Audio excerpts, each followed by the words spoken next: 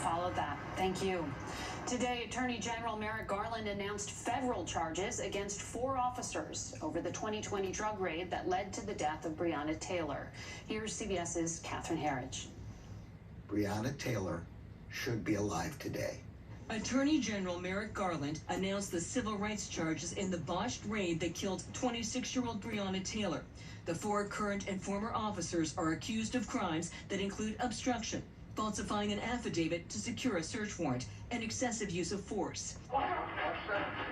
On March 13, 2020, Louisville police officers raided Taylor's apartment, searching for drugs allegedly stashed by a former boyfriend.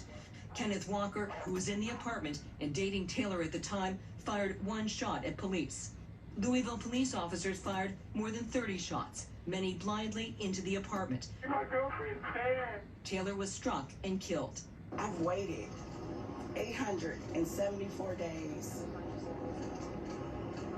for today. Amen.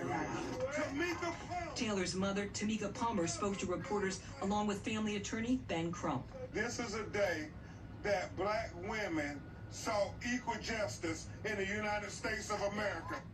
Sergeant Kyle Meany and former detective Joshua Janes are charged with falsifying an affidavit to obtain the raid search warrant. Former detective Brett Hankerson is charged with blindly firing into Taylor's apartment. Janes and detective Kelly Goodlett are accused of covering up their actions. Those 2 defendants met in a garage where they agreed to tell investigators a false story.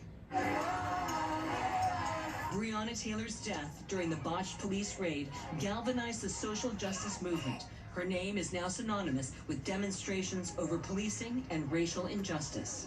Breonna Taylor should have awakened in her home as usual on the morning of March 13th, 2020. Tragically, she did not.